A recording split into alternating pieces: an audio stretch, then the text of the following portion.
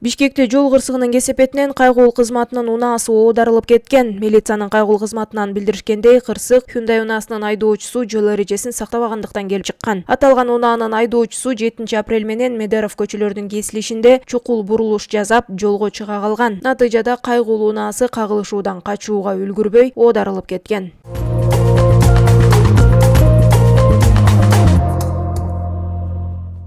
Транспорт жана коммуникациялар министрлиги алыс жолго аттанган айдоочуларды жайкы дөңгөлөктөрдү кышкыга алмаштырууга чакырат. Ведомствонун билдирүүсүнө караганда 18 сентябрда түнкүсүн туруксуз аба ырайы катталып, Ысык көл облусундагы чоң ашуу жана сөөк ашууларына 30 сантиметр калыңдыктагы кар жаады. Ошондой эле Долоон ашуусуна кыламык кар жаап, күн бүркөк. Барскон, Акшыйрак, Каракол, Энгилчек, Нарын, Бишкек, Нарын, Торугарт унаа жолдорундагы бул ашууларда учурда каттан бар жана өлкөнүн башка жолдорунда да унаа кыймылы эч кандай чектөөлөр жок. Өлкөдөгү туруксуз аба ырайынан улам Транспорт жана коммуникациялар министрлиги тоол аймактар жана ашуулар аркылуу жол тарта турган айдоочулардан унаа дөңгөлөктөрүн жайкыдан кышкыга алмаштырып алууга чакырат.